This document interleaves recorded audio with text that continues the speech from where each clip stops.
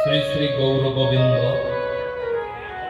মকরন্দ মাধুর্য লীলালব্ধেষু সজ্জন বৈষ্ণব বৃন্দ শ্রদ্ধেয়া মাতৃমণ্ডলী চরণে প্রণাম পূর্বক অদ্যকাল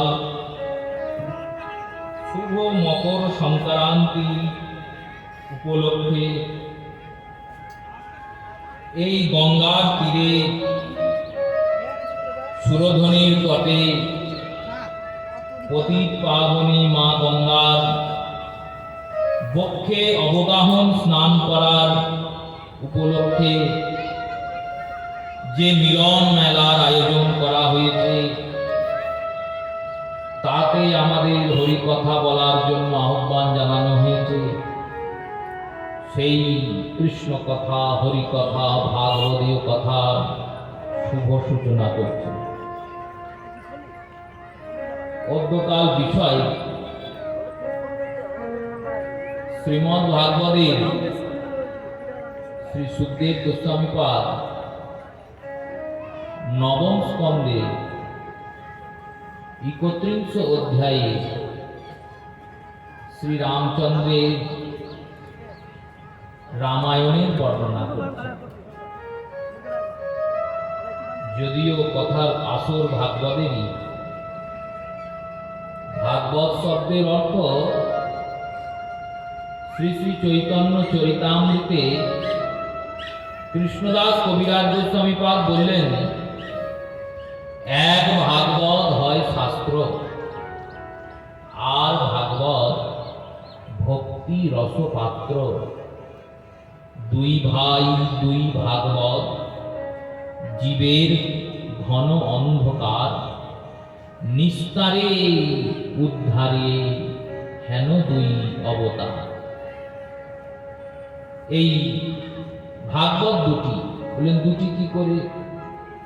বললেন দেখো, এক ভাগবত হয় শাস্ত্র, যে শাস্ত্রের আস্বাদনে আমরা এসেছি। বৈষ্ণবাং তিলকং পুরাণ মনোগ্রন্থম জ্ঞান বৈরাগ্য ভক্তি প্রদাততম বন্দে শ্রীমদ্ ভাগবতম। এই শ্রীমদ্ ভাগবতের বন্দনা করে বলা হচ্ছে, ইনি বৈষ্ণবদের তিলক। তিলক মানুষ কোথায় ধারণ করে? মস্তকে ধারণ করে। এই মস্তকে ধারণ করে, তিলক মস্তকে ধারণ করে। তো সেই রূপে শ্রী ভগবানের মস্তকে সুশোভিত যে তিলক, বৈষ্ণবদের যে তিলক, সেই তিলকটি কি? বললেন তিলকটি শ্রীমদ্ ভাগবত। এই শ্রীমদ্ ভাগবত কি কি দান করেন জানেন? কি কি দান করে? না ভক্তি জ্ঞান বৈরাগ্যম। ভক্তি দান করে, জ্ঞান দান করে, আর বৈরাগ্য দান করে। কলিযুগের মূল আশ্রয়ের আশ্রয়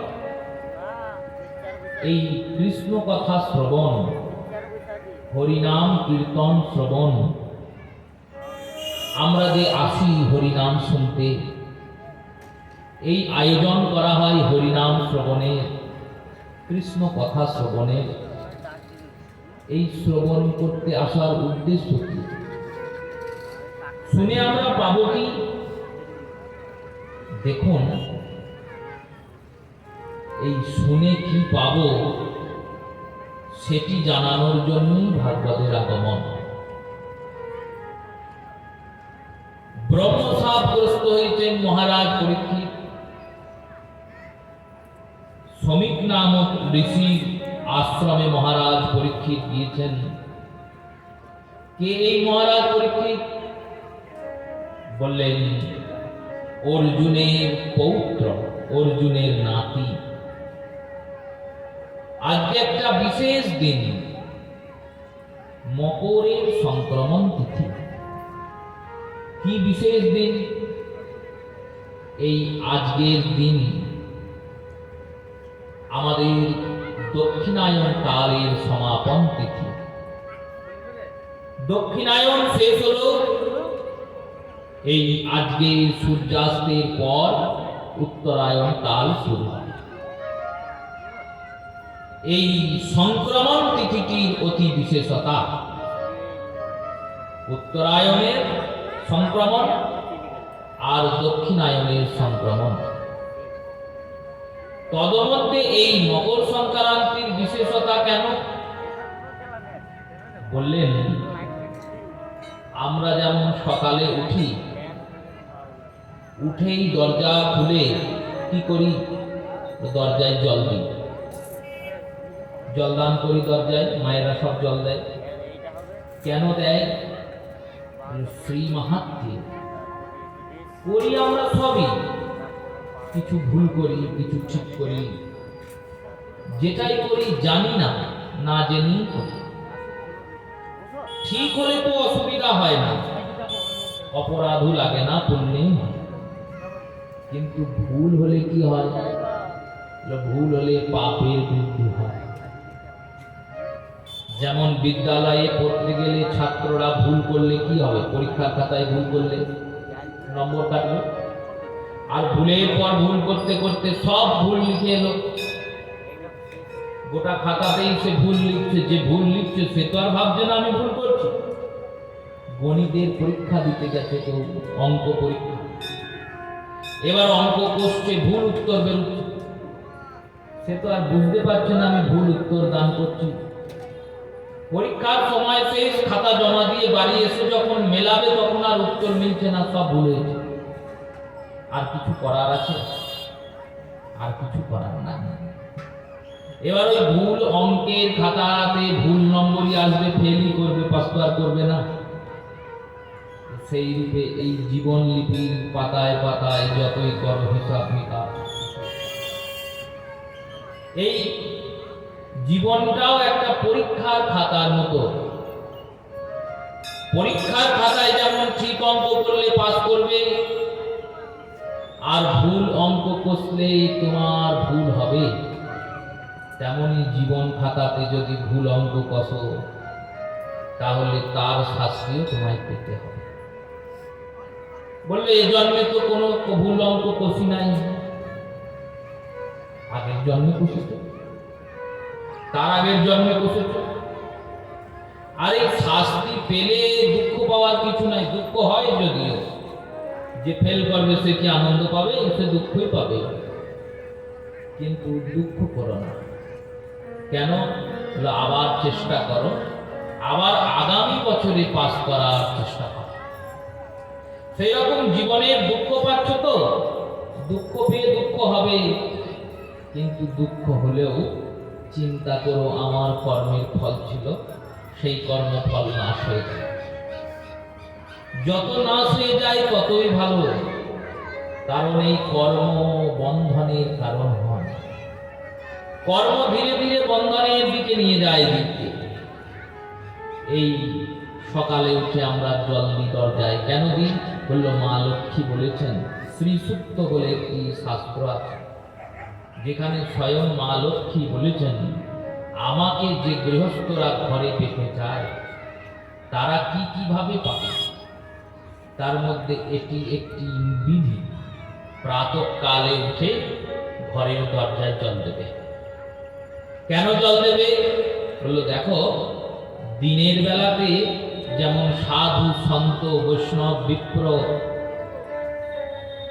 দেবতাগণ এনারা বিচরণ করেন, তেমনি রাত্রের বেলাতে অপদেবতাগণ বিচরণ করেন।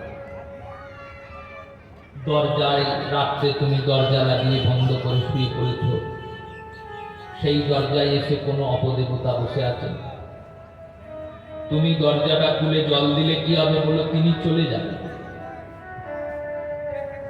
কোন কুকুর এসে হয়তো রাত্রে তোমার ঘরের ওই শীতের ভয়ে, শীতের কম্পনে শুয়েছিল, দরজা খোলার আওয়াজে চলে গেছে। এবার কুকুরের লোম তো পড়ে আছে ওখানে, আর কুকুরের লোম যেখানে পড়ে থাকে সেখানে দেবতারা আসেন না।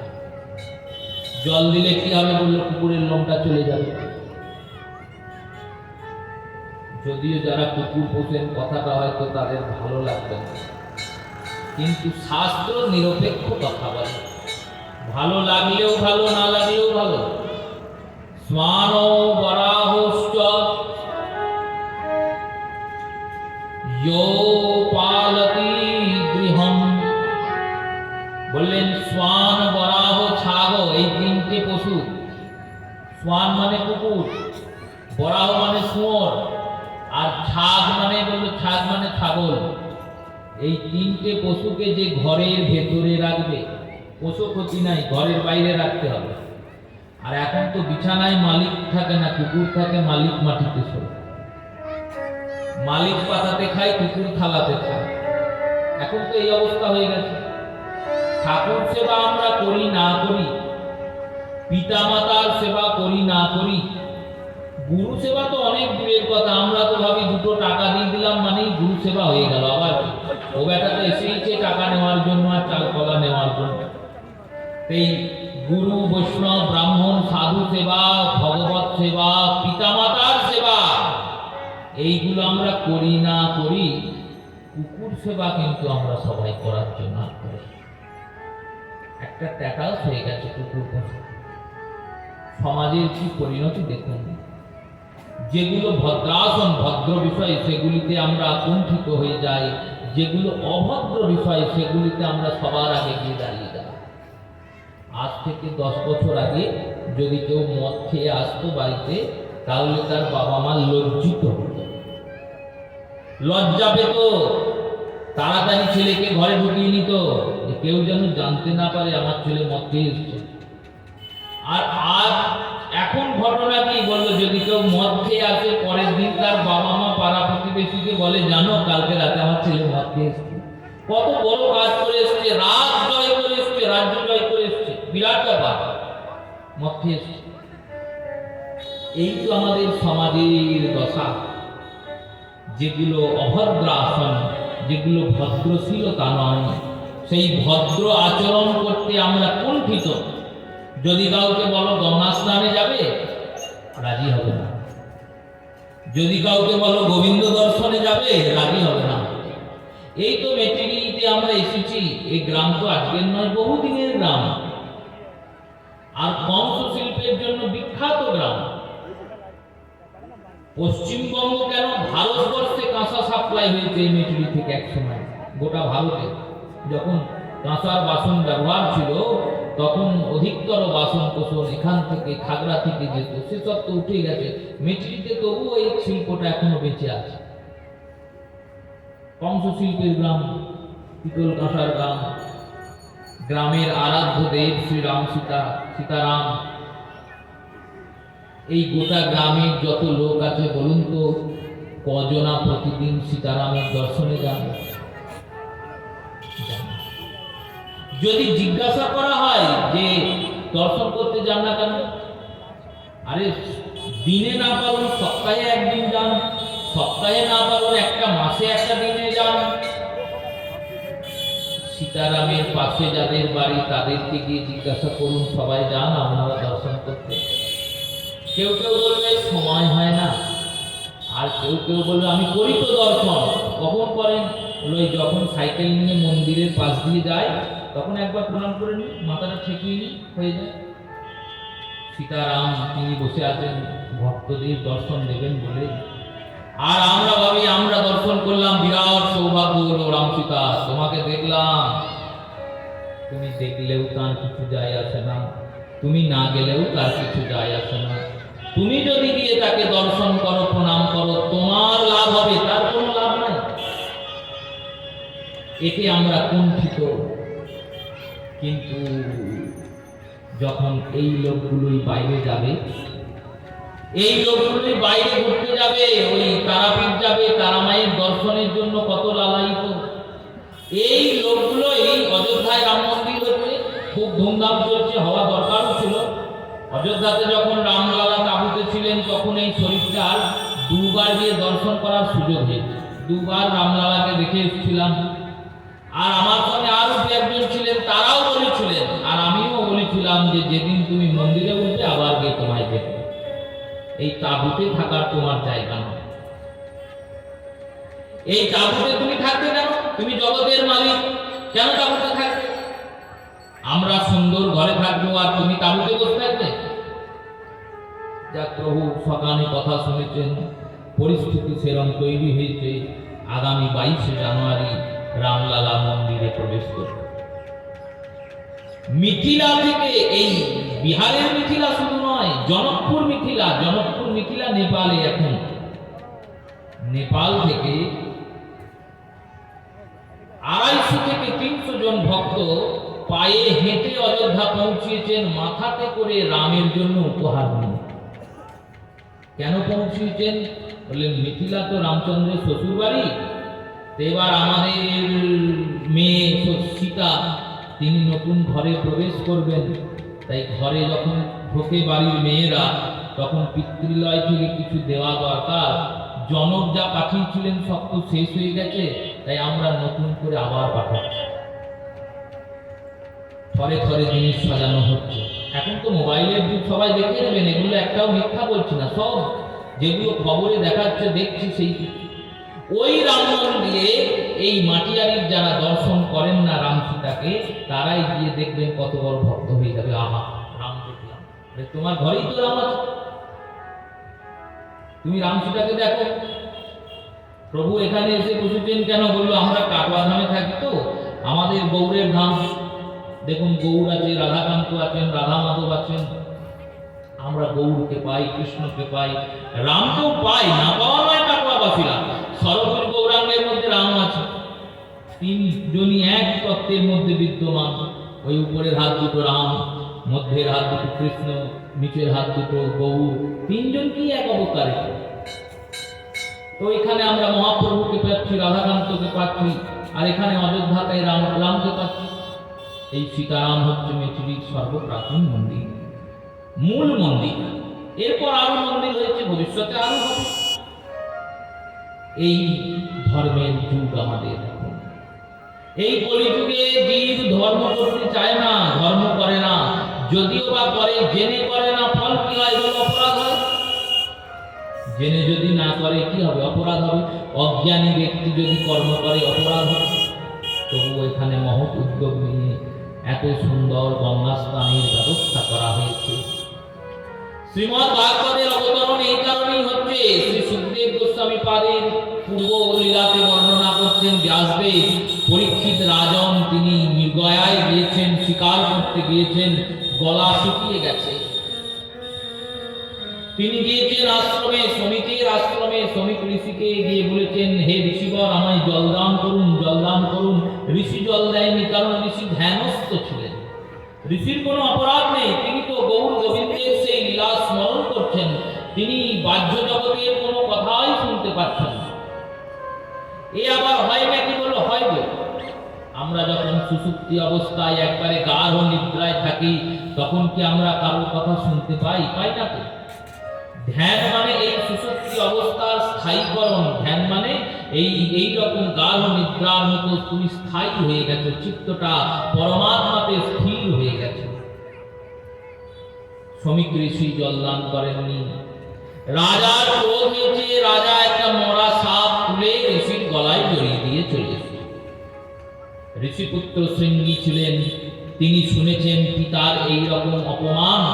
এই অপমান শুনে তিনি শাপ দিয়েছেন, আজ থেকে 7 দিন পরে পরীক্ষিত মরে যাবে। কি করে মরবে? না তক্ষক দংশনম কুলভার অঙ্করম। ওই কুলাঙ্গার, ওই কুলের অঙ্গার যিনি অর্জুনের পৌত্র হওয়ার যোগ্যতাই নেই, কারণ অর্জুন ছিলেন যুধিষ্ঠিরের ভ্রাতা, যুধিষ্ঠির ছিলেন সাধু সেবী, ধর্মরাজ যুধিষ্ঠির। মহাভারতের বনপর্বের বর্ণনা, পাণ্ডবরা 12 বছরের বনবাস আর 1 বছরের অজ্ঞাতবাস পেয়েছেন। এবার যুধিষ্ঠির রাজন তার 4 ভাইকে নিয়ে আর পত্নীকে নিয়ে বনে যাচ্ছেন। পঞ্চপাণ্ডব আর দ্রৌপদী। শ্রী ব্যাসদেব বলছেন, এনারা একা যাচ্ছেন না, এনাদের সঙ্গে 22,000 ব্রাহ্মণ সপত্নী সমেত চললেন। 22,000 ব্রাহ্মণ। রাজন বললেন, আমাদের খাওয়ার জোগাড় নেই, আমরা বনে বনে ঘুরে বেড়াবো। এই বনে বনে ঘুরে বেড়াবো, কি খাওয়াবো আপনাদের? হে ব্রাহ্মণ বর্গগণ, আপনারা কৃপা করে নিজ নিজ গৃহে থাকুন। আমরা 12 বছর বনবাস পেয়েছি, আপনারা তো পাননি। ব্রাহ্মণরা উত্তর দিলেন, यत्र घृतस्य अग्नि समाहितायस्त द्रवीभूत्वा। বললেন, শীতকালে ঘি জমে যায় না? এই জমা ঘিকে কেউ কোটো থেকে বের করতে পারবে সহজে? পারবে না। যদি বের করে সহজে কোথাও করবে না। তাহলে এই জমা ঘিটাকে কি করে তরল করব? আগুনের কাছে রেখে দিলে ঘি তরল থাকে। তাপ পেলে যেমন ঘি তরল থাকে, সেই তরল ঘি উপযোগী। সেই তরল ঘিয়ের দ্বারাই হোম করা যায়, সেই তরল ঘিয়ের দ্বারাই রন্ধন করা যায়, সেই তরল ঘিয়ের দ্বারাই সেবন করা যায়, খাওয়া যায়। সেই তরল ঘিটা শরীরের উপকারী। অগ্নির কাছে থাকলে ঘি যেমন ঠিক থাকে, হে প্রভু, ধর্মের কাছে থাকলে ব্রাহ্মণের ব্রাহ্মণত্ব ঠিক থাকে। ধর্মরাজ স্বয়ং চলে যাচ্ছেন বনে, আমরা হস্তিনাপুরে থেকে কি করব? আমরা ধর্মের কাছেই থাকব। যা আপনার জুটবে তাই দিয়ে সেবা দেবেন, যদি না পারেন ক্ষতি নাই। আপনি রাজা হয়ে তো আমাদের সেবা করেছেন, এবার প্রজা হয়ে আমরা আপনার সেবা করব। রাজন বললেন, সেটা হতে পারে না, কারণ আমি ক্ষত্রিয়, আপনারা ব্রাহ্মণ। ব্রাহ্মণ অন্ন ভিক্ষা করে এনে দেবে আর ক্ষত্রিয় গ্রহণ করবে কোনো পরিশ্রম ছাড়া, ক্ষত্রিয়ের অপরাধ লাগবে। এতটা ধর্মপরায়ণ রাজা যুধিষ্ঠির রাজন।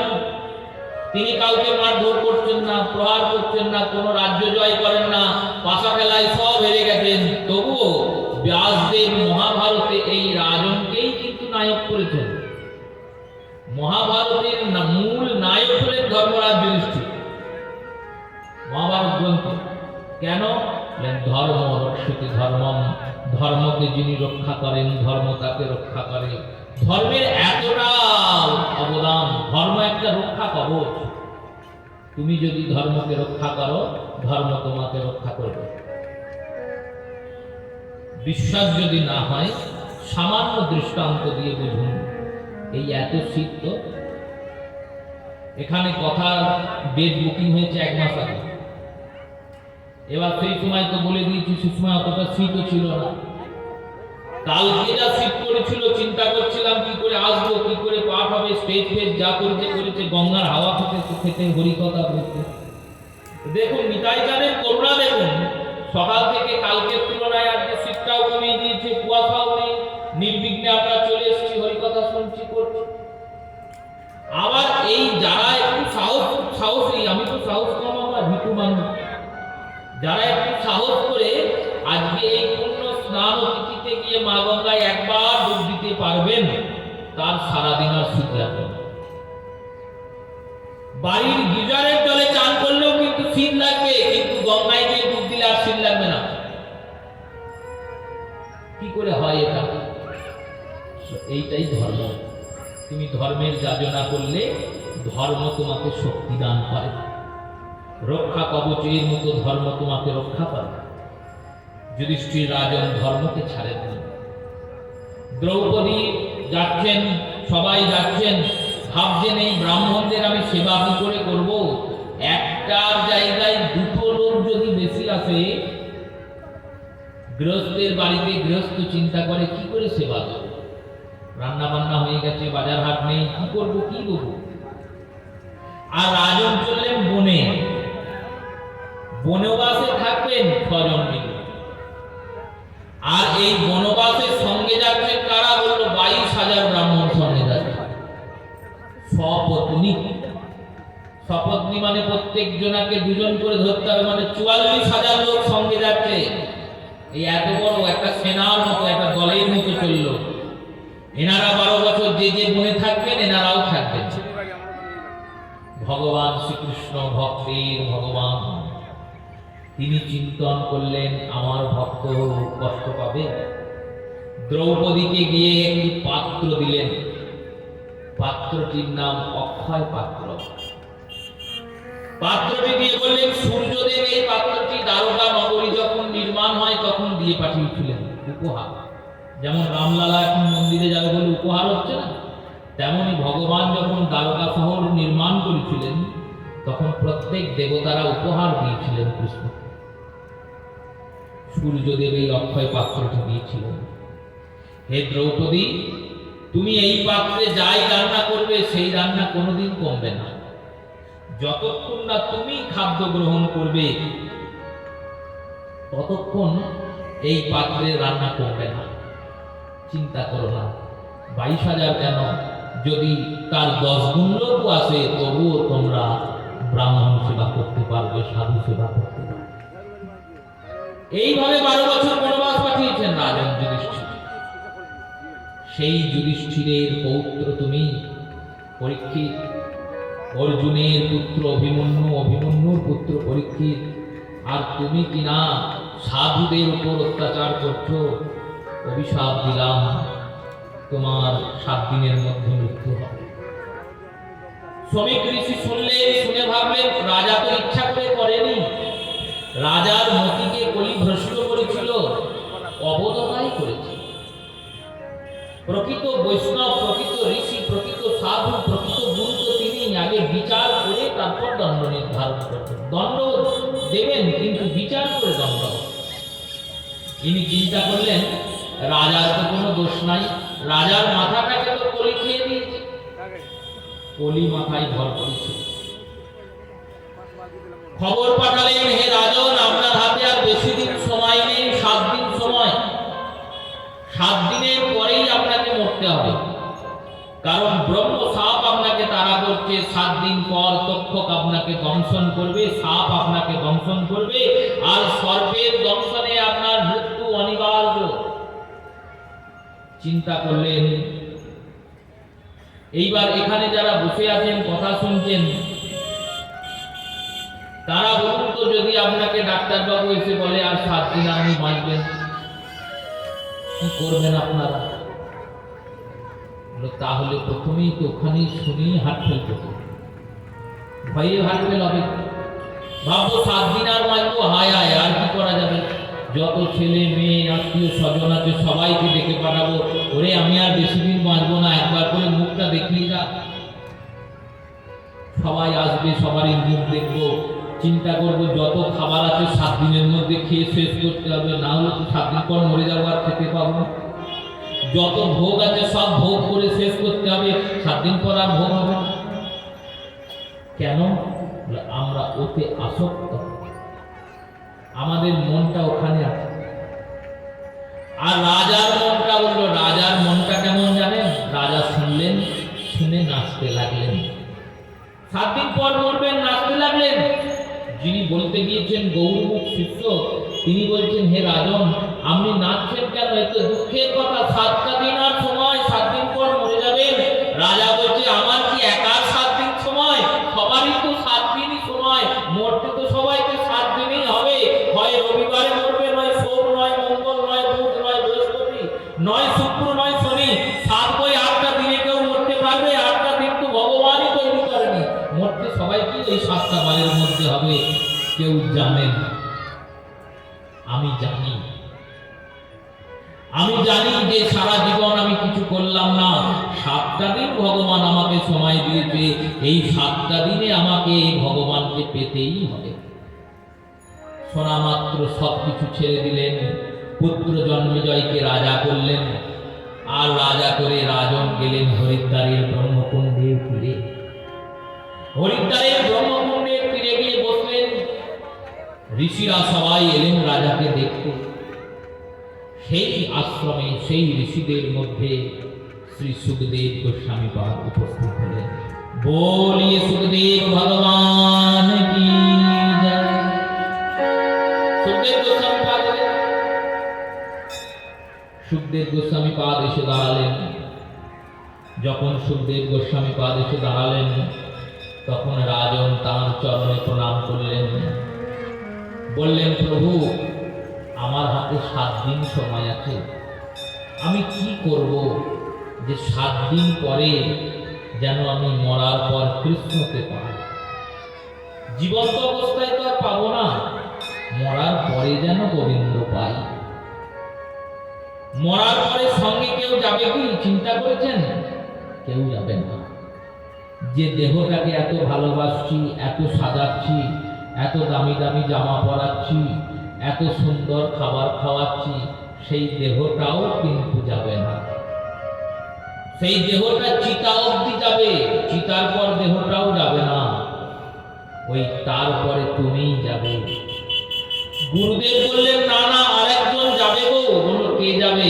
বলল, নাম যাবে। নাম যাবে সঙ্গে।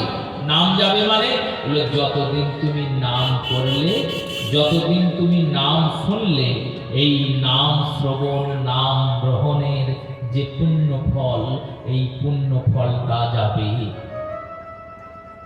এই পুণ্য ফলটা তোমার সঙ্গে যাবে।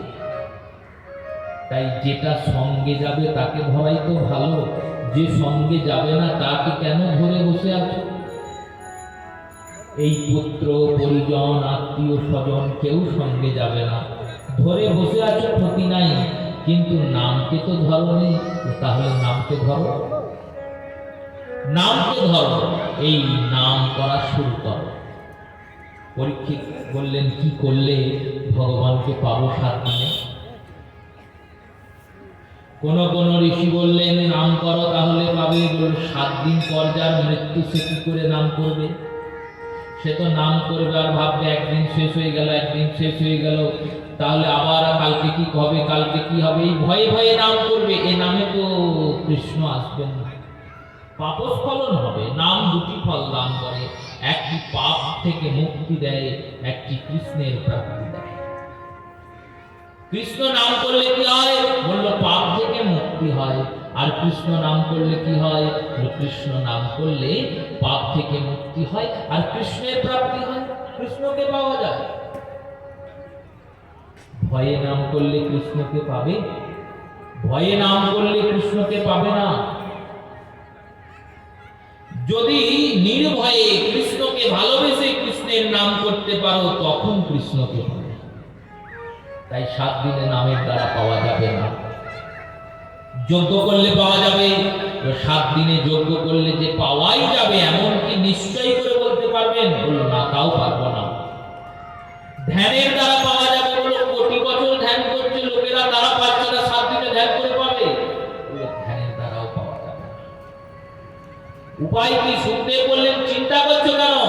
তস্মাদ হরি রাজন সর্বত্র সর্বদা শ্রোতব্য কীর্তিতব্য স্মৃতব্য ভগবদ্নাম। বললেন, যিনি সব জায়গায় আছেন তাকে আলাদা করে খোঁজার কি দরকার? যেমন বায়ুর প্রয়োজন, এবার বায়ুর প্রয়োজন হলে তোমাকে কোনো পরিশ্রম করতে হবে? করতে হবে না, কারণ বায়ু তো সব জায়গাতেই ব্যাপ্ত হয়ে আছে। তুমি যেখানে বসে আছো সেখানেও তো বায়ু আছে, যেখানে বসে নেই সেখানেও বায়ু আছে। বায়ুর জন্য পরিশ্রমের দরকার নেই। তেমনি হরিও সর্বত্র আছেন, আর শুধু সর্বত্র নেই, সর্বদা সব সময় আছেন।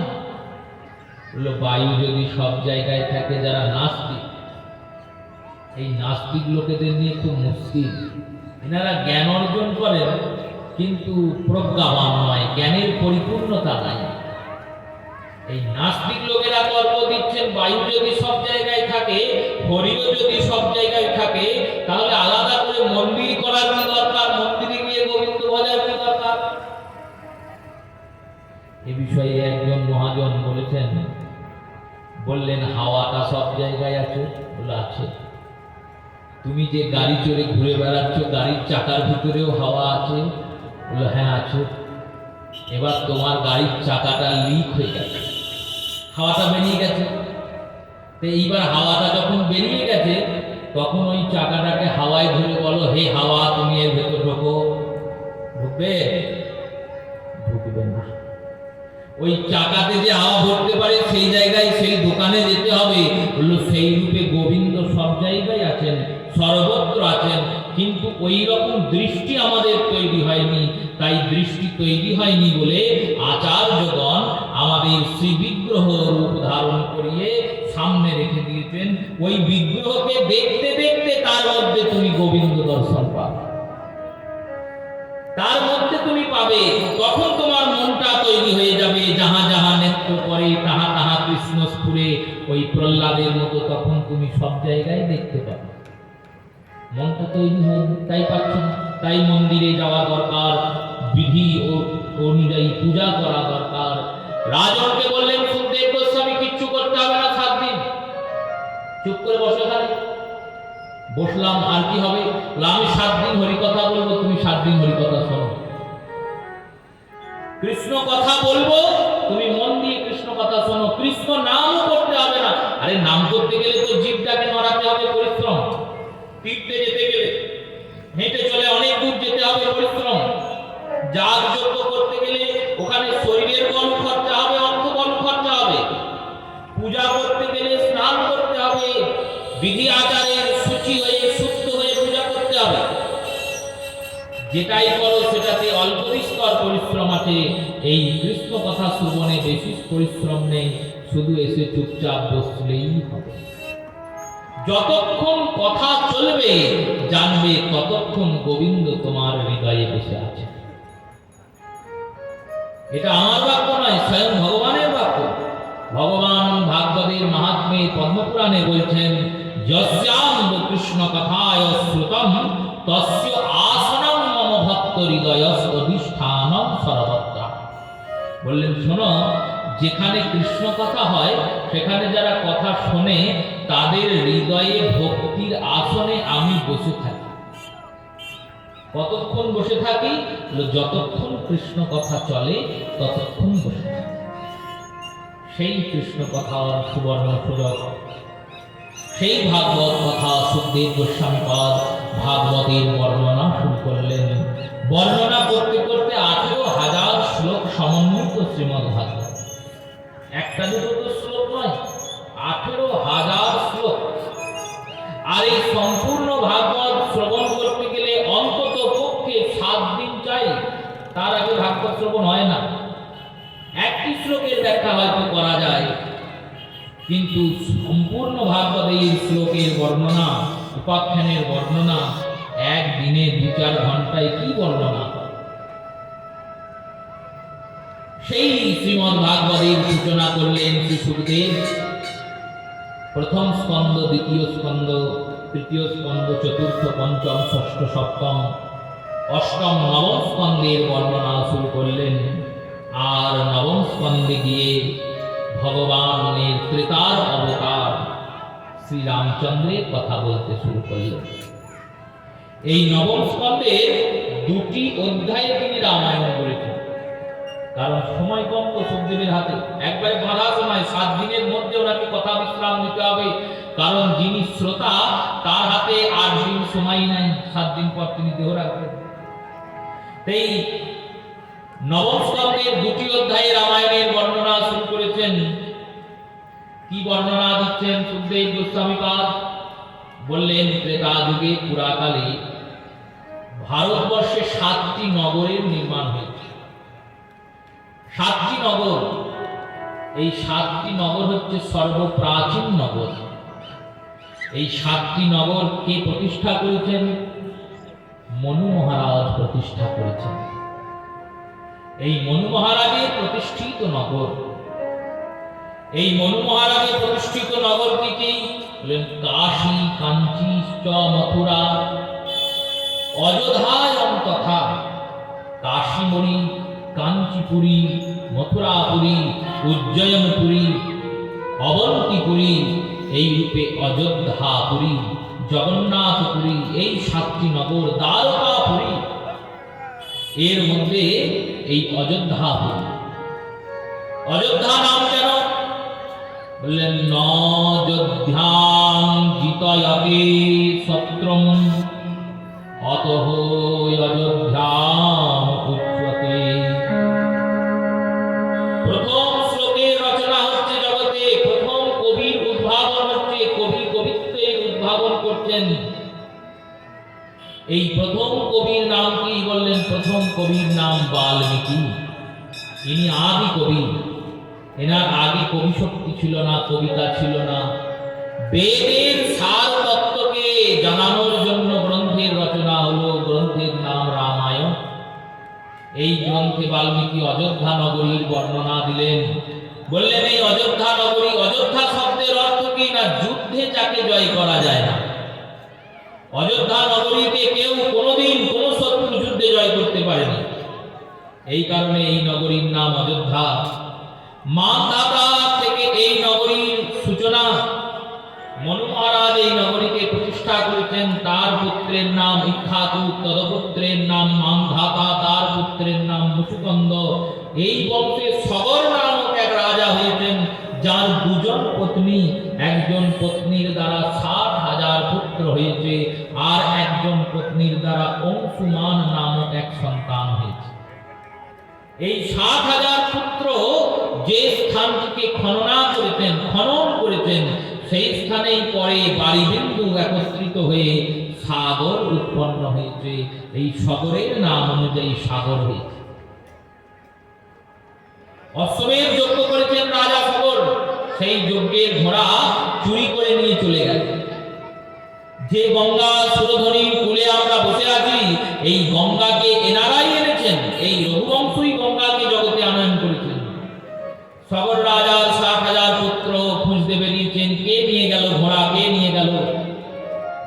খুঁজতে খুঁজতে পদচিহ্ন খুঁজতে পৌঁছিয়েছেন যেখানে সাগর, সেই সাগরের তটে পাতালে একটি ছিদ্র দিয়ে অস্ত্র দিয়েছে, ছিদ্র দিয়ে পাতালে প্রবেশ করেছেন। সেই পাতালে গিয়ে দেখলেন একটি আশ্রম আছে। আশ্রমে একজন বসে আছেন তপোধন, তার নাম কপিল। ইনি ভগবানের অবতার। শ্রীমদ্ ভাগবতের 3য় স্কন্ধে এনার উপাখ্যান বর্ণনা হয়েছে। বলিয়ে কপিল দেব ভগবান কি জয়। কপিল ভগবানের অবতার। এই ঋষিপুত্র, এই রাজকুমারগণ কপিল ভগবানের গলায় মৃত সাপ জড়িয়ে দিয়েছেন। বললে এই সাপ জড়িয়ে দেয় কেন বারবার? এনারা ডাকছেন কপিলকে, কপিল কোনো সাড়া দিচ্ছেন না। বললেন এ বেটা সাড়া দিচ্ছে না, বেঁচেও সাড়া দিচ্ছে না। তাই বেঁচে যে সাড়া দেয় না, সে তো মরার সমান। ওর গলায় মরা সাপ জড়িয়ে দিয়েছে, অপমান করা। মরা সাপ নিয়ে গিয়ে জড়িয়ে দিয়েছে। কপিলের ধ্যান নিদ্রা ভগ্ন হয়েছে। তিনি চোখ খুলে তাকিয়েছেন। যেই না তাকিয়েছেন, অমনি 7,000 লোক একবারে সঙ্গে সঙ্গে ভস্মীভূত হয়ে গেছে। এই এনাদের উদ্ধারের জন্য পরে অংশুমান নিয়েছেন, সাগর তপস্যা করেছেন, গঙ্গাকে আনতে হবে। গঙ্গা দেবী যদি না আসে তাহলে এনারা উদ্ধার হবে না। সাগর তপস্যা করে ব্যর্থ হয়েছেন। সাগরের দ্বিতীয় রানী দ্বারা উৎপন্ন পুত্র অংশুমান, তিনি ব্যর্থ হয়েছেন। তার পুত্র অসমঞ্জস, তিনি ব্যর্থ হয়েছেন। তার পুত্র দিলীপ, তিনি ব্যর্থ হয়েছেন। এই দিলীপের পুত্র ভগীরথ, ইনি সফল হয়েছেন। গঙ্গা দেবী দর্শন দিয়েছেন, বলেছেন আমি তো যাব, কিন্তু আমি যে যাব, আমাকে পেতে গেলে তোমাকে প্রথমে ইন্দ্রের তপস্যা করতে হবে। কারণ সুরধ্বনি রূপে, সুরলোকের ধ্বনি, সুর মানে দেবতা, দেবলোকে আমি আকাশ গঙ্গা রূপে বিরাজিত। এবার দেবতাদের জিনিস যদি নিতে চাও তাহলে হয় যুদ্ধ করে নিতে হবে। যদি গায়ে শক্তি থাকে তাহলে যুদ্ধ করো, আর না হলে যাচনা করে নিতে হবে, চেয়ে নিতে হবে যে যদি আপনি দেন। ইন্দ্রের তপস্যা করেছেন। ইন্দ্র বলেছেন আমরা যদি গঙ্গা দিয়ে দিই তাহলে আমরা জলে কষ্ট মরে যাব, আমাদের জল থাকবে না। উপায় কি বললেন? দেখো, এই গঙ্গা ভগবানের চরণ থেকে উৎপন্ন হয়েছে। যে ভগবানের চরণ থেকে গঙ্গা উৎপন্ন হয়েছেন, তিনি যদি চান তাহলে আর একটা গঙ্গা উৎপন্ন করতে পারেন। ভগবান শ্রীহরির চরণে তপস্যা করেছেন, শ্রীহরি দর্শন দিয়েছেন। শ্রীহরি ব্রহ্মার কুমণ্ডলের গঙ্গাকে দিয়েছেন। সে একটি বিশেষ বিবরণ। এই গঙ্গা পাওয়ার পর বলেছেন এবার এই গঙ্গাকে, ব্রহ্মা বললেন আমি স্বর্গ থেকে গঙ্গা ফেলবো। ব্রহ্মলোক থেকে ওই গঙ্গা আসবে পৃথিবীতে। এবার এই ব্রহ্মলোক কতটা উঁচুতে জানেন? আমাদের এখনকার হিসাবে হিসাব করি, এখনকার হিসাবে 1 যোজন মানে 80 ক্রোশ আছে, আর 1 ক্রোশ মানে 3 কিলোমিটার হয়। তাহলে 80 ক্রোশ মানে 240 কিলোমিটার। এই 240 কিলোমিটারে 1 যোজন। এই রূপে 1008 যোজন বিস্তৃত আমাদের ব্রহ্মাণ্ড। 1008 কোটি যোজন, শুধু নয় কোটি যোজন। ওই পাতাল থেকে ব্রহ্মলোক অবধি এর বিস্তার এতটা হলো, কতটা না 1008 কোটি যোজন। এবার ওই ব্রহ্মলোক থেকে পৃথিবীতে গঙ্গা পড়বে। সেই গঙ্গার বেগকে কে ধরবে? ভোলানাথের চরণে সমর্পণ করলেন সবাই। ভগীরথ ভোলানাথকে তপস্যা করে প্রসন্ন করলেন। মহাদেব বললেন বেশ তাই হবে। ভগবানের চরণামৃত, ভগবানের চরণের অমৃত, ভগবানের চরণ ধোয়া জল, সেই চরণামৃত তো মস্তকেই রাখতে হয়। পান করার পর মস্তকে নেয়। অকাল মৃত্যু হরণম সর্বব্যাধি বিনাশনম শ্রীবিষ্ণু চরণামৃত পিত্বা শিরসি ধারণম। পান করে কি করে? জলে মাথায় ধারণ করে বৈষ্ণবরা, সাধুরা। আমার কি সৌভাগ্য দেখো, গোবিন্দ তার চরণ জলটি দিচ্ছেন, আমি সদা এটাকে মাথায় করে রাখি। জটার মধ্যে গঙ্গা গেলেন, সেই জটা থেকে এই গঙ্গা এলেন। ভগীরথ শঙ্খধ্বনি করতে করতে আসছেন, পিছনে গঙ্গা দেবী আসছেন। এই গঙ্গা দেবীর আগমন হলো ভগীরথের নাম অনুযায়ী, এনার নাম হলো ভাগীরথী। এই গঙ্গা প্রবাহিত হয়ে গেলেন সেই গঙ্গা সাগরে, ভগীরথীর কুল উদ্ধার হলো। এই বংশে ধীরে ধীরে এই পরম্পরার বিস্তার হয়েছে। রঘু নামক রাজা জন্মিয়েছেন। এই রঘু নামক রাজার নাম অনুসারে এই বংশের নাম হয়েছে রঘুবংশ। রঘুর পুত্র অজয়ের পুত্র দশরথ। দশরথের কোনো সন্তান নেই। তিনজন রানী, কৌশল্যা, কৈকেয়ী, সুমিত্রা। তুলসীদাস গোস্বামীপাদ বলছেন, দশরথ রাজন আজকে যাচ্ছেন গুরুদেব বশিষ্ঠের কাছে। গুরুদেব বশিষ্ঠের কাছে গিয়ে যখন পৌঁছালেন, শ্রী গুরুদেবকে বললেন, প্রভু আমার কোনো দুঃখ নাই, একটাই দুঃখ, আমার কোনো সন্তান নাই। গুরুদেব বললেন, দেখো, মন্ত্রমূলং গুরুর বাক্য সেবং গুরুর ভক্তি বিগ্রহমূলং শ্রী গুরুর ধ্যান গুরুর কৃপা হি কেবলম।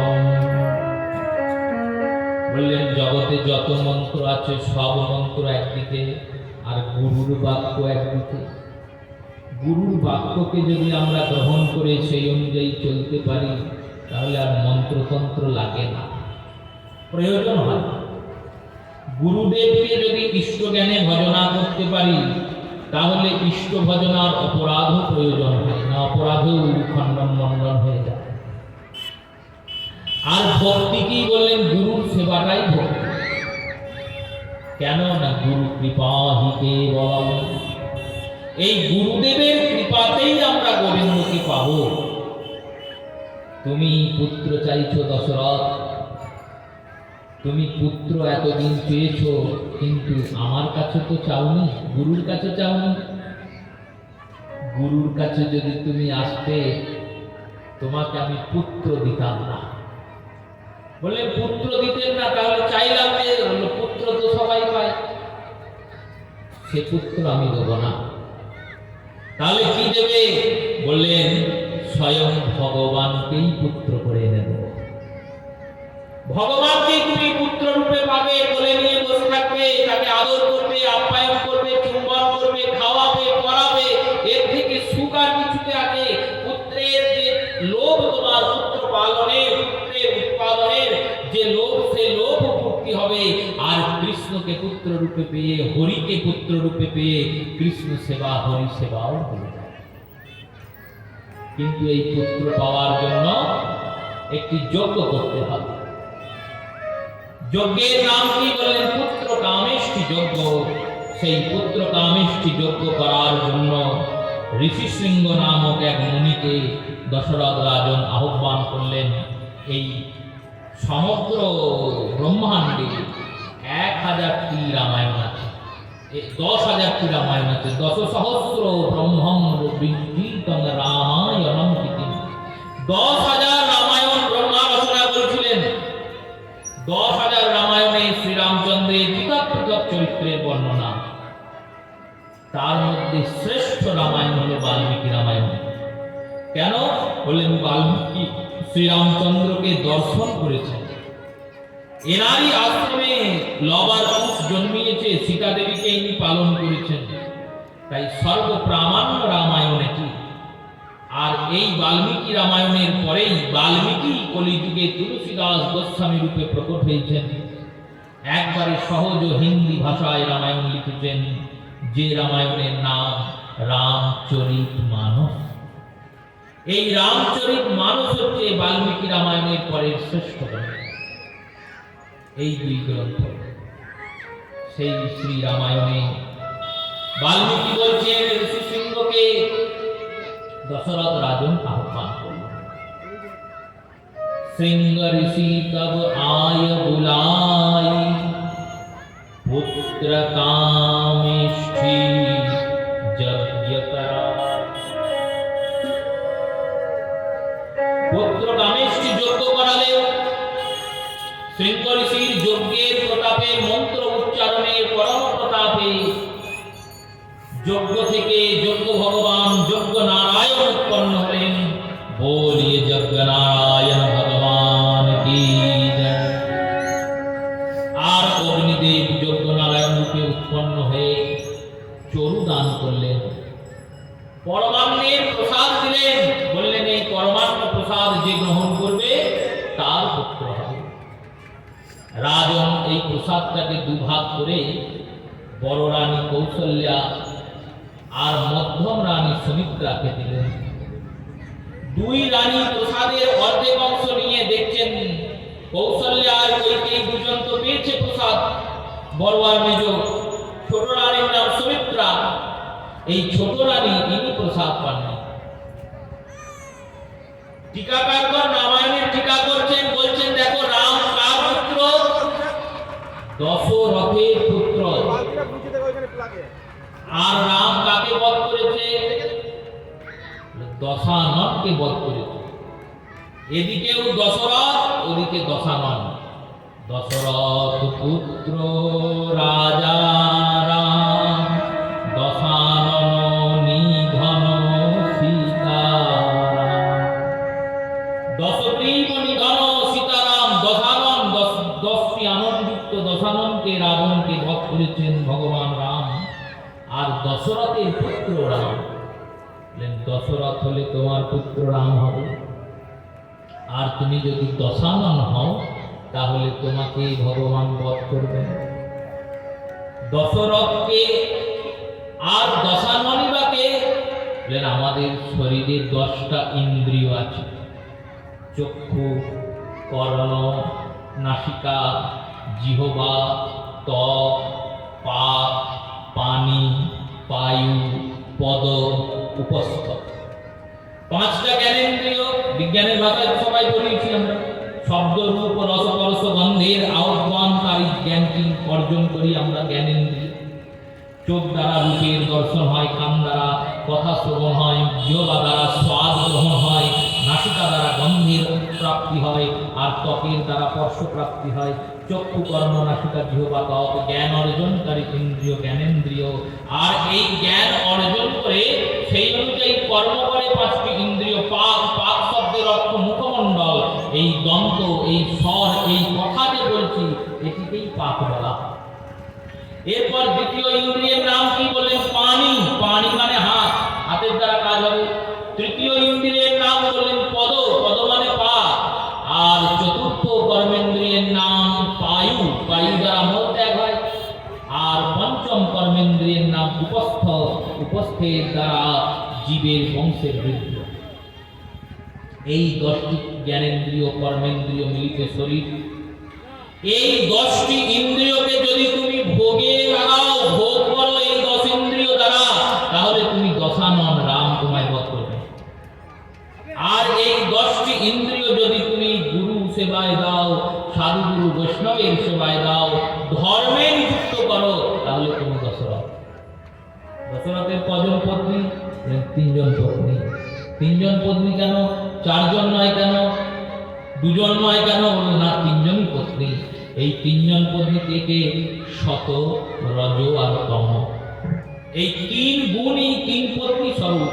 দশরথ যে চরু উঠেছে, সেই চরুটা কাকে দিয়েছে? বলো, শতকে দিয়েছে, আর রজকে দিয়েছে, কৌশল্যাকে দিয়েছে, আর কৈকেয়ীকে দিয়েছে। তমগুণ একটু মুখ লুকিয়ে ভাবছে কি করব, আমাকে তো কেউ ভালোবাসে না। তম মানে তামস, অন্ধকার। এই তমগুণকে কেউ ভালোবাসে না, আমার কি তাহলে গতি হবে না? বললেন হবে। কি করে হবে? শতগুণ কিছুটা চরু দিলেন, কৌশল্যা কিছুটা চরু দিলেন, আর কইকেই কিছুটা চরু দিলেন। দুজনের চরু পেয়ে সুমিত্রা বললেন আপনারা দিলেন তো আমায়, আমিও দেবো। কি দেবো? বলল আপনি যে চরু দিলেন হে কৌশল্যা মহারানী, এই আপনার দেওয়া চরু থেকে যে সন্তান পাবো সে আপনার সন্তানের সেবা করবে, আর কৈকেয়ীর দেওয়া চরু থেকে যে সন্তান পাওয়া যাবে সেই সন্তান ওই কৈকেয়ী মাতার সন্তানকে সেবা করবে। এবার আমরা সবাই জানি কৌশল্যার একটি সন্তান শ্রীরাম, আর কৈকেয়ীর বললেন কৈকেয়ীর একটি সন্তান ভরত। সুমিত্রা দেবীর দুটি সন্তান লক্ষ্মণ আর শত্রুঘ্ন। এই লক্ষ্মণ কার সেবাতে থাকে? লক্ষ্মণ শ্রীরামচন্দ্রের সেবাতে থাকে। আর শত্রুঘ্ন কার সেবায় থাকে? বললেন শত্রুঘ্ন ভরতের সেবাতে থাকে। চরু আস্বাদন হয়েছে, দিন পার হচ্ছে, 4 রানী গর্ভবতী হয়েছেন। সময় পার হতে হতে শুভ চৈত্র মাসের আগমন হয়েছে। চৈত্র মাসের শুক্ল পক্ষ, অতি পুণ্যত্বয়া সময়, নবরাত্রির সময়। প্রতিপদ, দ্বিতীয়া, তৃতীয়া, চতুর্থী, পঞ্চমী, ষষ্ঠী, সপ্তমী পার হয়ে নবমী তিথি এসছে, আর নবমী তিথির মধ্যাহ্ন সময় এসেছে। অযোধ্যার আকাশকে দেবতারা তাদের বিমান দ্বারা ছেয়ে ফেলেছে, অপেক্ষা করছে কখন প্রভু রাম অবতীর্ণ হবেন। আর এই রকম পরিস্থিতি দর্শন করে শ্রী তুলসীদাস গোস্বামীপাদ তিনি রাম জন্মের কথা গাইতে লাগলেন। আসুন আমরা শ্রীরামচন্দ্রের জন্ম কথা গাই, তদপরে কথার অগ্রসর হবে। শ্রীরাম জয় রাম, জয় জয় রাম, শ্রীরাম জয় রাম।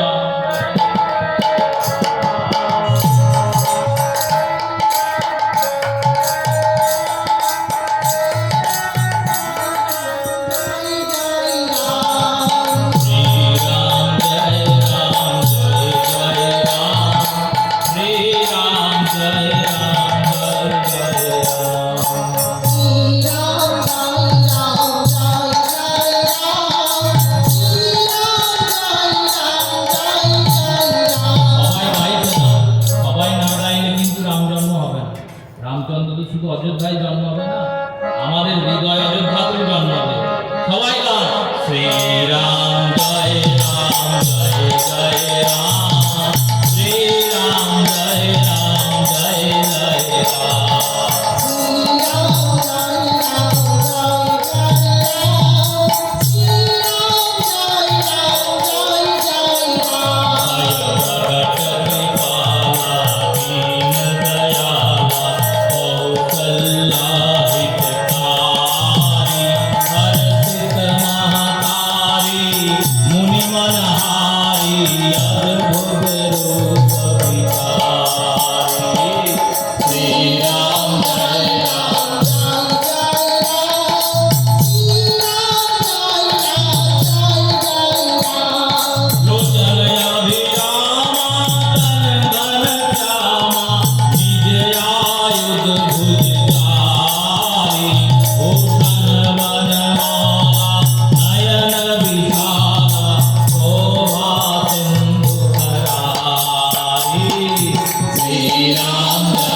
Ram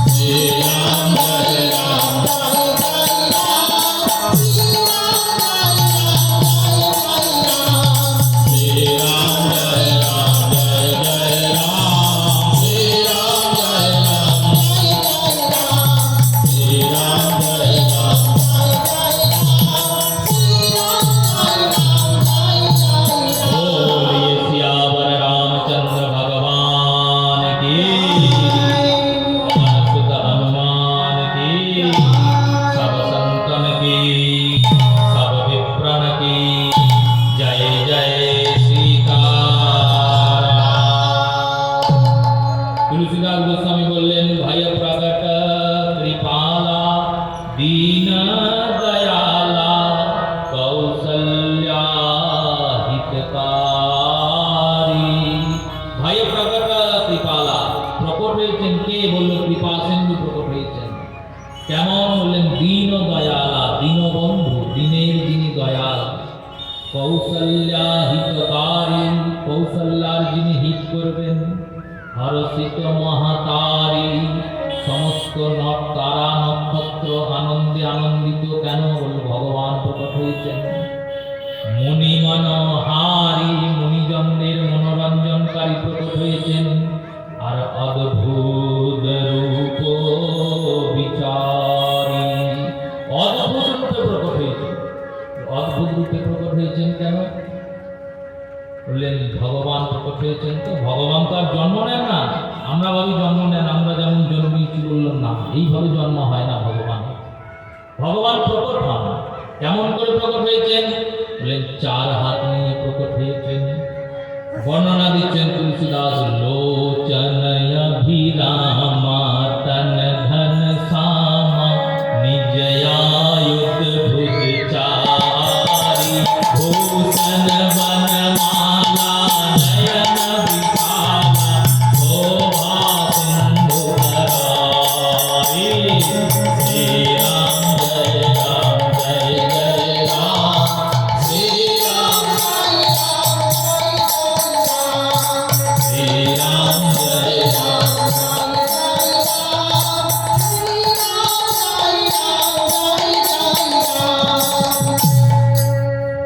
লোচন অভিরাম তন ঘন শ্যামা, বললেন অভিরাম লোচন, পদ্মের মতো চোখ।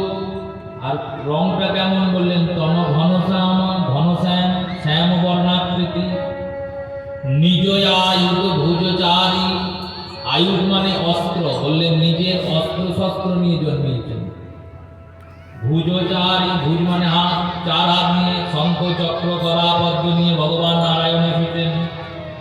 কৌশল্যা মা বললেন কি জন্য এসছেন প্রভু? বললে তোমার সন্তান হতে এসেছি। মা কৌশল্যা বলছেন সন্তান এত বড় হয়? চার হাত নিয়ে কেউ ছেলে জন্মায়? শঙ্খ চক্র গদা পদ্ম নিয়ে কেউ আসে?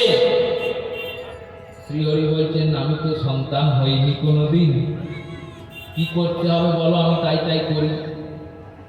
এবার ভক্ত নারায়ণকে নর হতে শেখাচ্ছেন। নারায়ণ এসছেন তো, ইনি নর হবেন, মানুষ হবেন। কি হবেন? বলছেন আগে চারটে হাত ত্যাগ করুন।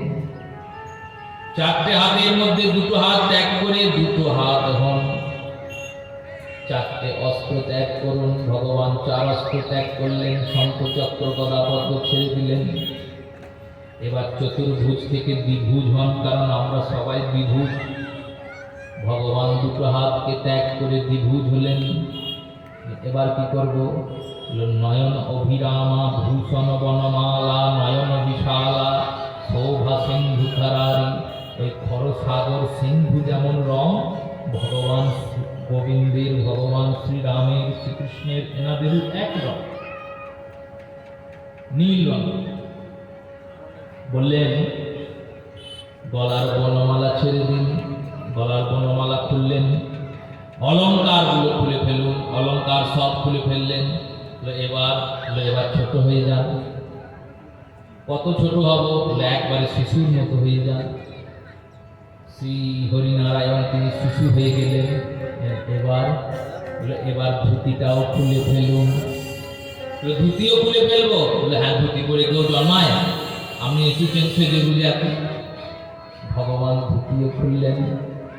এবার তো হয়েছে? বলে হয়নি। কেন? বলে শিশু জন্মেই কাঁদে, আপনিও কাঁদুন। ভগবান বলছে আমি কেন কাঁদবো? আমার কি দায় কেঁদেছে? আমার কোনো দুঃখ আছে কাঁদবো?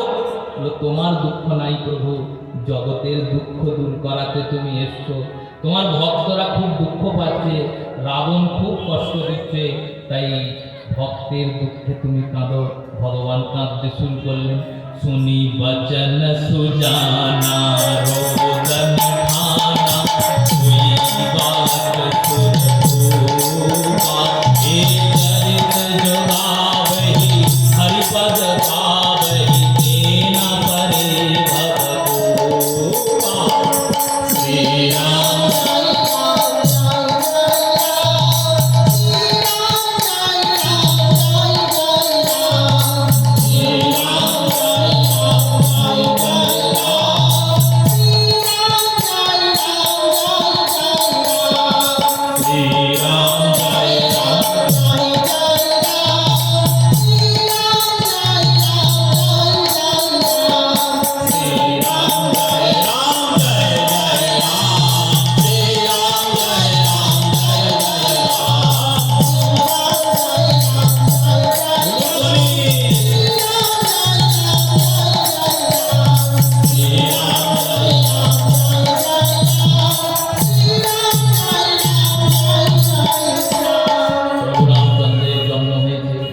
দশরথ রাজা এসেছেন, আনন্দ উৎসব করেছেন।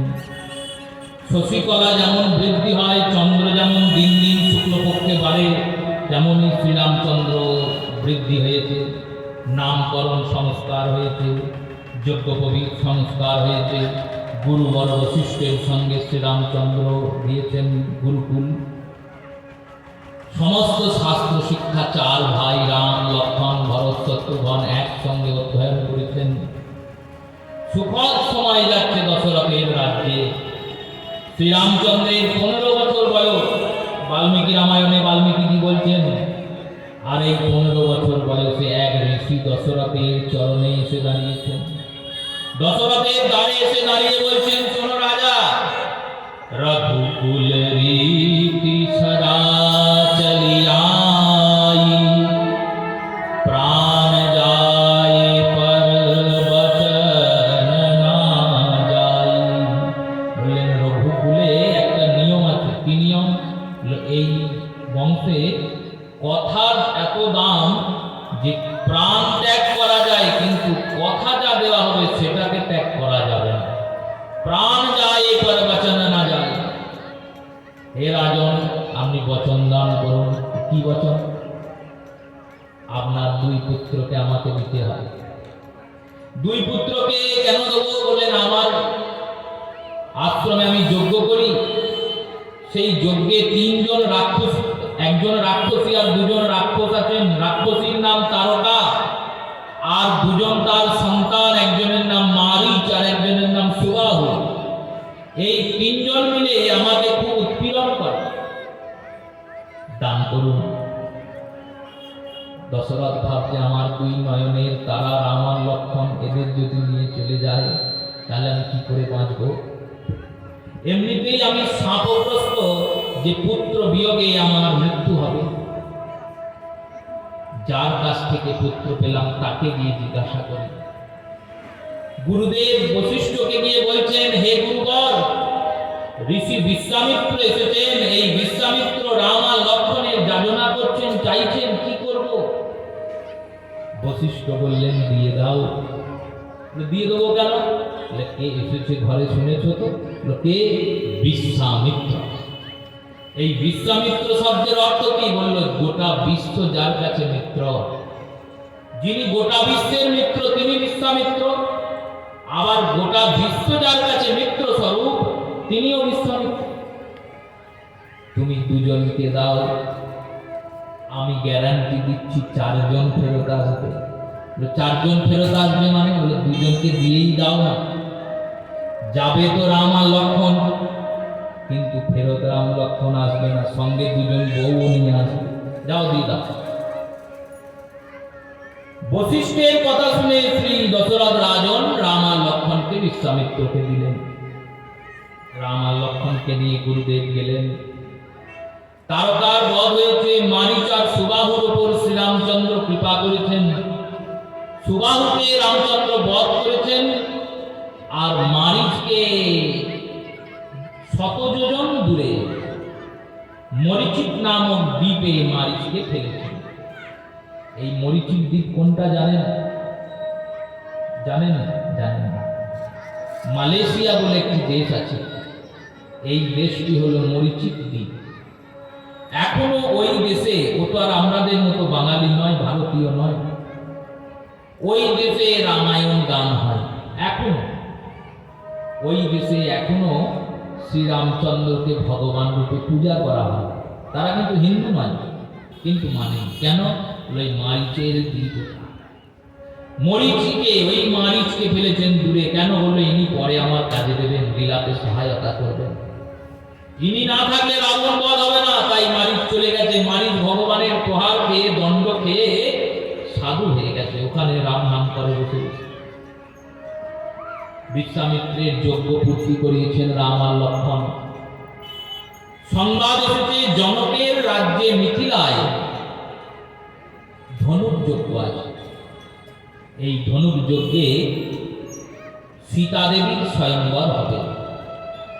শ্রীরামচন্দ্রের কোনো আগ্রহ তো থাকার কথা নয়, কারণ ধনুকের যজ্ঞ হবে, মেয়ের স্বয়ংবর হবে, পিতা স্বয়ংবর করবে। রামের কি আগ্রহ? রাম বলছেন, প্রভু ধনুক যজ্ঞ মানে বুঝলাম না।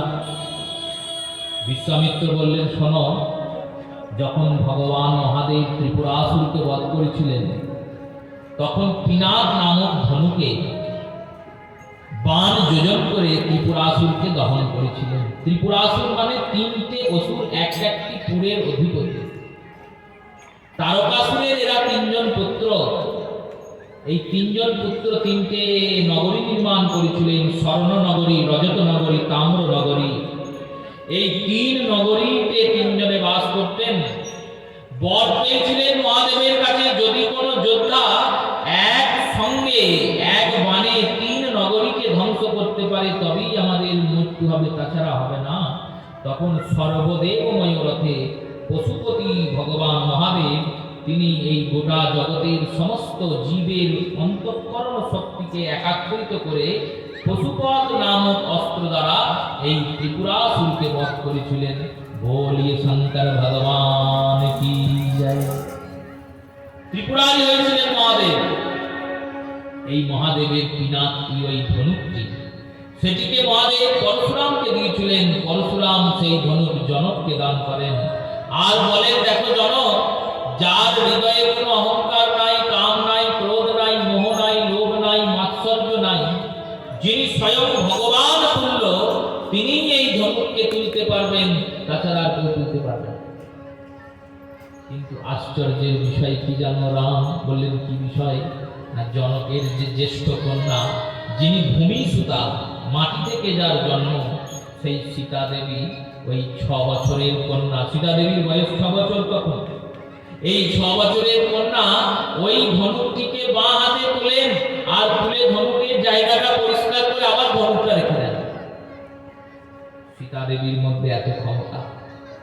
তাই জনক চিন্তা করেছে, আমার মেয়ে যেমন এই ধনুকটি তুলতে পারে, তেমন যে এই ধনুক তুলতে পারবে আর তুলে এই ধনুকে প্রত্যুঞ্চা মানে দড়িটা পরাতে পারবে, তাকেই আমার এই কন্যাকে দান করবে। এই কারণে ধনুকের যজ্ঞ হয়। বহু রথী মহারথী আসেন। রামচন্দ্র বললেন, প্রভু আপনি তো যাবেনই, আমাদেরও হাতে সময় আছে, যদি ওই শিবের ধনুকটাকে একটু দেখতে পেতাম। কারণ রাম ঈশ্বরম শিব, শিব ঈশ্বর কল্প রাম, হরি হর একাত্মং তনয়নম বিচয়ন্তে। রাম সব সময় শিবকে ভজনা করেন আর শিব সব সময় রামকে ভজনা করেন। হরি হরের চিন্তা করেন আর হর হরির চিন্তা করেন। তাই কোনো বৈষ্ণবের উচিত শিবের ভক্তদের অবমাননা না করা, শিবকে অবমাননা না করা। আবার শিব ভক্তদের উচিত বিষ্ণু ভক্তদের অবমাননা না করা। যারা মূর্খ তারা ভেদ করে, যারা জ্ঞানী তাদের মধ্যে কোনো ভেদ নাই, অভেদ। রাম ঈশ্বরম যস্য, রাম যার ঈশ্বর তিনি রামেশ্বর, আর রাম ঈশ্বরম যস্য, রামের যিনি ঈশ্বর তিনি রামেশ্বর। তাই আমার প্রভুর ধনুকটা যদি একটু দেখতে পেতাম। এই বলে তিনজনে গিয়েছেন। পথমধ্যে সাপগ্রস্ত অহল্যা ছিল। অহল্যাকে তিনি উদ্ধার করেছেন। অহল্যাকে উদ্ধার করার পর পৌঁছিয়েছেন জনকের সভায়। দেখছেন বহু জন এসেছেন। বাল্মীকি রামায়ণে উল্লেখ করলেন 60,000 রাজা জনকের সভায় এসেছে শিব ধনুক তুলবেন বলে। কেউ পারেনি। যেই তুলতে যায় নড়াতে আর পারে না। ওই ধনুকটির এত ওজন, এত তার ভার, 100 জন মল্ল দ্বারা ওই ধনুককে টানতে টানতে সভাতে নিয়ে আসা হয়। শত মল্ল যোজকম ধনুক